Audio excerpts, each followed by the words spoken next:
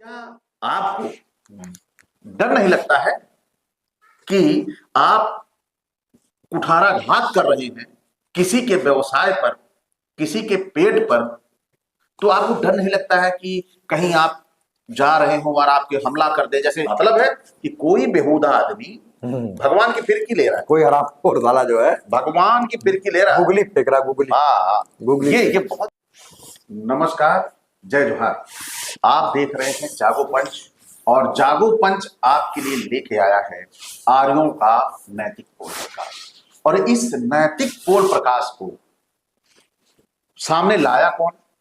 वो लेके आया जो पेरियार के वाहक हैं, जिन्होंने ये ठान रखा है कि मैं अपने समाज से अंधविश्वास और पाखंड को खत्म कर दूंगा। क्योंकि आर्यों का नैतिक पोल प्रकाश में कुछ चीजें ऐसी हैं जो आपके सामने आते ही आपको स्तब्ध कर देंगे। क्या वास्तव में ऐसा हो सकता है?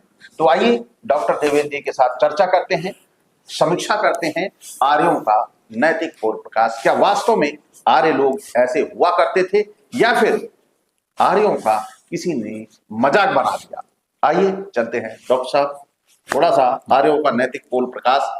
थोड़ा मैं एक सवाल और आपसे पूछूंगा जी। पुस्तक तो ठीक है, आर्यों का नैतिक पोल प्रकाश, क्या आपको डर नहीं लगता है कि आप कुठाराघात कर रहे हैं किसी के व्यवसाय पर, किसी के पेट पर? तो आपको डर नहीं लगता है कि कहीं आप जा रहे हो और आपके हमला कर दे? जैसे दाभोलकर जी थे, नरेंद्र दाभोलकर जी थे, वो अंधविश्वास पाखंड में क्या करते थे कि लोगों को इनाम रखते थे कि कोई झूठा सिद्ध कर दे तो मैं 1 लाख रुपए इनाम दे दूंगा। जैसे अभी आप ही कह दो कि पराशर ऋषि ने जैसे कोहरा कर दिया था, आज कोई कोहरा कर दे मैं 1 लाख रुपए इनाम दूंगा, है ना? तो उसी तरह वो इनाम दिया करते थे। तो क्या आपको जो उनकी हत्या कर दी गई थी तो आपको भी तो डर लगता होगा, या शहीद होने का मन बना लिया? देखिए डर क्या है? देखिए एक जगह ऐसी होती है जी, जहां पर जाने के बाद सबका डर एकदम खत्म हो जाता है। जी। तो मैं वहां से होकर के आ चुका हूँ 1 साल 9 दिन हाँ हाँ, बिल्कुल जेल से। बिल्कुल बिल्कुल। तो अब वो देखिए जेल जाने का जो डर है जी, अब वो खत्म हो चुका है। अब एक्सपीरियंस हो चुका है वहां का जो है कि वहां पर क्या करना है, और कैसे करना है। जी, ये इस चीज का पूरा पूरा एक्सपीरियंस है। जी। ठीक है, तो जेल जाने का डर तो अब नहीं रहा जो। हाँ हाँ, लेकिन लोग क्या करते हैं, हमला कर देते हैं, भाई देखिए चोट पहुंचाते हैं। कोई बात नहीं, वो चोट पहुंचाए, हमारा घर बुलडोजर से गिरा दें, कुछ भी कर दें जी, लेकिन हम अपने समाज को तो भाई जो फंसा हुआ है जी, उसको निकालने का। भाई पेरियार ने क्या किया था? यही तो किया था जी। अब एक किताब उन्होंने लिखी है, एक किताब लिख के उन्होंने क्या किया? अपने समाज को दे दिया जी कि भाई देखो ये किताब है, इसको आप पढ़ो और इसकी जो बातें हैं उसको वैज्ञानिक दृष्टिकोण पे तौलिए जी, और ये खरी उतरती हैं तो इसको मानिए जो इसमें लिखा हुआ है, या अगर ये खरी नहीं उतरती तो आप उसको न मानिए, वैज्ञानिक चीज मान लीजिए। जी, जी। वैसे आज आपने तो कहा था कि इसमें जो कहानी सुनाएंगे आर्यों का नैतिक पोल प्रकाश में बड़ी मजेदार है। आप कह रहे हैं कि उसमें सभी लोगों का बीरियम मिक्स करके नहीं वो है, तो सुनाइए डॉक्टर साहब, बड़ी मजेदार कहानी है। हमारे दर्शक भी बड़े बेसब्री से लगे होंगे कि देखिए मित्र और वरुण। जी, मित्र व वरुण, हाँ, 2 देवता थे, 2 थे जी। मित्र व वरुण, ये दोनों एक ही थे कि अलग? नहीं, अलग अलग। अच्छा अलग। हाँ, वो मित्र व वरुण लिख दिया तो वो अलग। अच्छा जी। दोनों ने उर्वशी को एक तालाब के में क्रीड़ा करते देखा। दोनों ने घड़े को जी जी जी, घड़ा जी, बेजाइना मान लीजिए उसको, अब हिंदी में क्या बोले, बेजाइना मानकर उसमें अपना अपना वीर्य रख दिया। वाह, बड़ा उत्तम कार्य।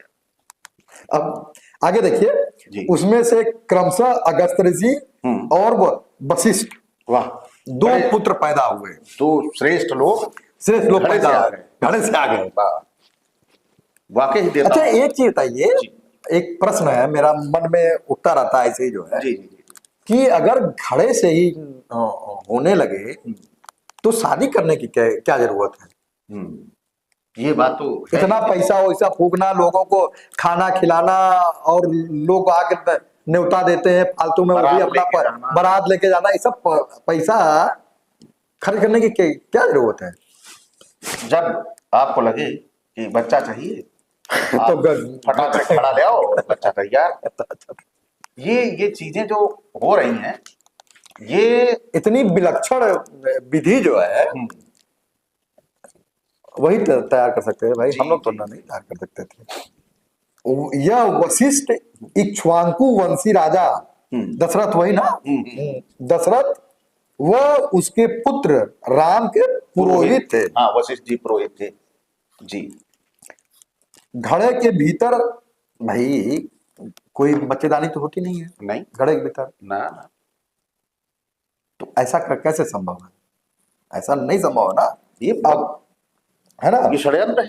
सडन। हाँ, लेकिन वो छिपाने का काम किया गया। लेकिन वास्तविकता में जब ललई सिंह क्या लिखते हैं, जी वास्तविकता यह है कि तालाब के किनारे किसी आदिवासी कुम्हार जात, कुम्हार मतलब कुम्हार हाँ। जो घड़ा वड़ा बनाते हैं, जी जात की लड़की को अपने मिट्टी के बर्तनों में आग में पकाने के लिए जंगली कंडे तालाब में पानी पीने आई थी जो है, ठीक है, बीनते हुए, और उर्वशी को न पाकर हाँ, दोनों काम पीड़ितों ने उसका लाभ उठाया पराशर ऋषि की तरह। पराशर ऋषि तक कोहरा करके। हाँ, वहां था वो, वहां भी लोगों को कहानी पता लग गई होगी, तो वहां बता दिया, यहाँ खड़ा कर दिया, खड़ा कर किसी को पता न लगे, और हमारे देवताओं की इज्जत जो घड़े से। लेकिन ये नहीं पता था कि ये घड़ा कभी फूटेगा। पाप का घड़ा पाप फूटेगा कभी, और आज ये पाप का घड़ा फूट रहा है।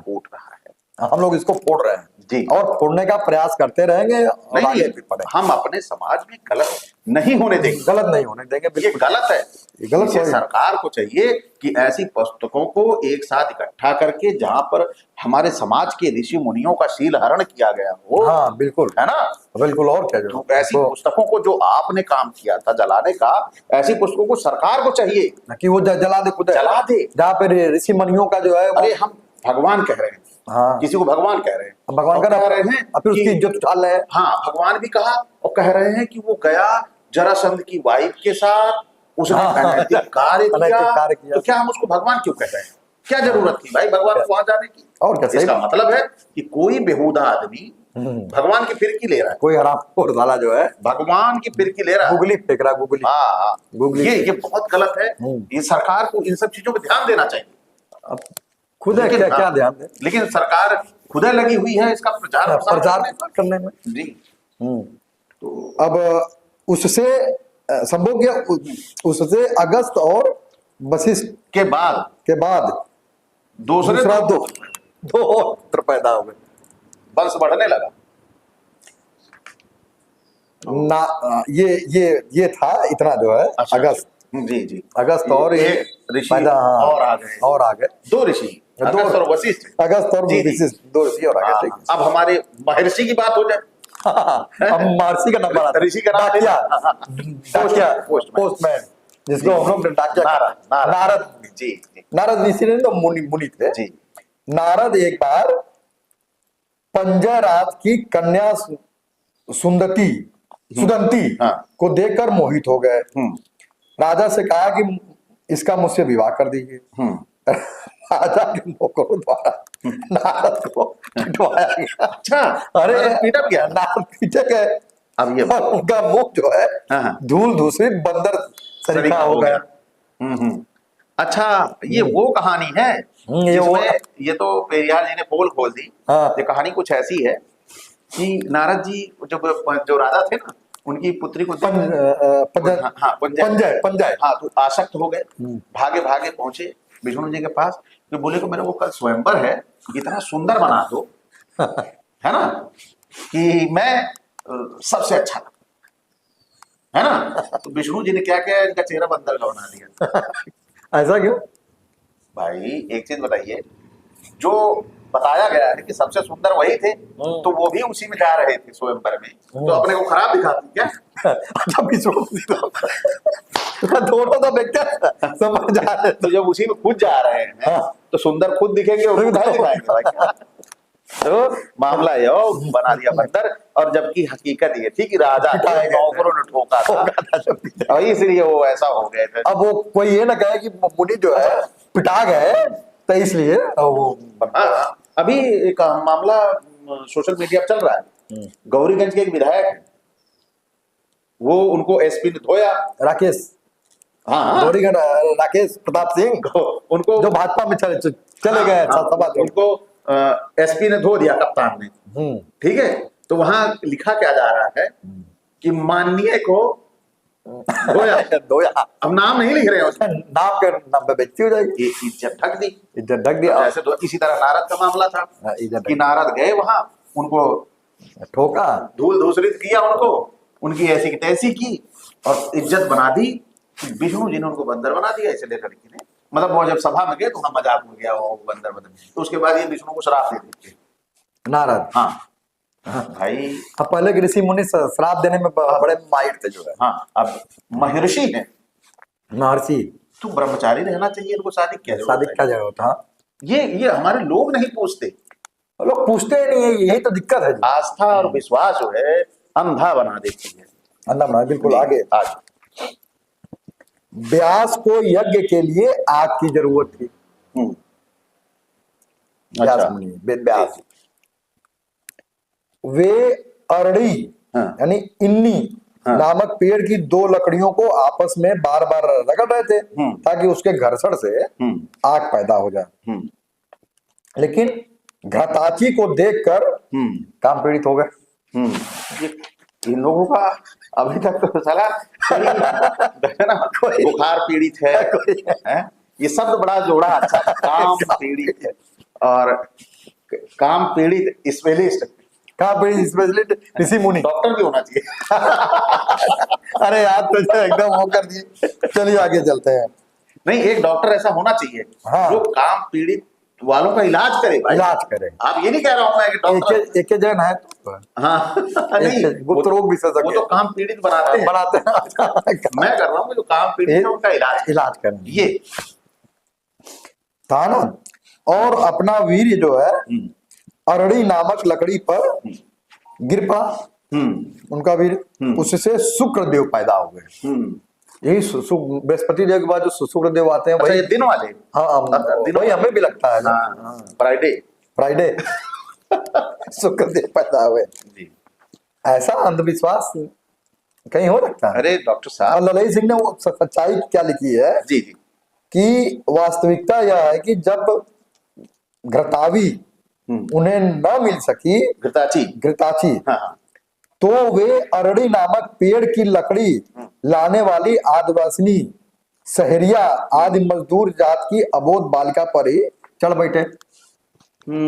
वो पीछे वाला ही मामला वही, पीछे वाला मामला वही जैसे हमारे ऋषि मुनि अन्य थे, जैसे बता दिया घड़े से पैदा हो गए। मामला कुंभार की बेटी से रहा होगा और पीछे हमारे निषाद की बेटी से रहा। बस ऐसे कहानियां ये बनाते हैं। आइए चलिए आगे। तो चलो तो उससे शुक्र मुनि थे। सुखदेव मुनि। अच्छा सुखदेव मुनि दूसरे हैं, ये सुखदेव मुनि दूसरे, शुक्र अलग हो गए, शुक्रदेव अलग है, सुखदेव मुनि अलग है। सुखदेव मुनि वो थे जो पौराणिक कथाओं को बढ़ाने में, जैसे हम आप बैठे हैं तो हम आप बातचीत कर रहे हैं, आप डॉक्टर साहब हो गए, मैं चल गया, वैसे ही उन कथाओं में भी दो लोग हुआ करते थे। एक लोग कथा कहते थे, एक लोग सुनते थे, दूसरे लोग पूछते थे। अच्छा पूछते थे। फिर इसके आगे क्या हुआ, जैसे आप पूछ रहे हैं जी, मैं सुना रहा हूँ, इसी तरह कथा है, ये सुखदेव महाराज पे ये कहानी है जी। अब देखिए अहिल्या जी गौतम ऋषि की पत्नी थी। इंद्र के साथ संभोग करा चुकने के बाद अहिल्या ने कहा कि कृतार्थ अस्मि, यानी अर्थात मैं कृतार्थ हूं। ये तारा राजा बाली की पत्नी थी। बाली के मरने के बाद उन्होंने सुग्रीव से विवाह कर लिया। यानी कि दिखाया गया है, एक तरफ तो तुलसी कहते हैं, लक्ष्मण से कहते हैं कि भाभी मां समान होती है, उसके बाद जो है बाली को मारने के बाद तो तुमने माँ से शादी करवा दी। माँ से शादी करवा दी। कहानी वही है, कहानी वही है, पीछे से माँ आ रही है, आगे ये कहानी समझाते हैं। ये कैसे एडजस्ट कर रहे हो? पता नहीं है भाई। हाँ? यही तो श्रेष्ठता का बोध है जो है। उनको बोध है ना कि मैं जो कह दूंगा वो आदमी मान लेगा जो है, यही से श्रेष्ठता का बोध। बिल्कुल बिल्कुल। तो अगली कहानी अगले एपिसोड में लीजिए डॉक्टर साहब। अगले में? हाँ अगले में लीजिए। चलिए अगले में। हमारे जो दर्शक हैं हाँ। इनको बोर न महसूस हो, हाँ है ना, और आसानी से कोई डाउनलोड भी करके कहीं भेजना कहीं भेजना तो भेज सकता है। क्योंकि धीरे धीरे हमारी जो कंपनियां हैं वो इंटरनेट महंगा करती चली जा रही हैं। हाँ, तो सही। हम कम समय में अच्छी चीजें प्रस्तुत कर दें जिससे हमारे दर्शक जागरूक हो सके। बिल्कुल बिल्कुल सही है ना। तो साथियों आज का ये वीडियो आपको कैसा लगा? अच्छा लगा हो तो लाइक करें, साथ ही जो नए साथी यहाँ तक देखते हो चैनल को सब्सक्राइब करना ना भूलें और बेल आइकन की घंटी दबा लें जिससे हमारे वीडियो का नोटिफिकेशन आप तक पहुंच जाए। इसी के साथ आपसे विदा। जय भीम, जय मंडल जी। जय भीम, जय मंडल, जय पेरियार।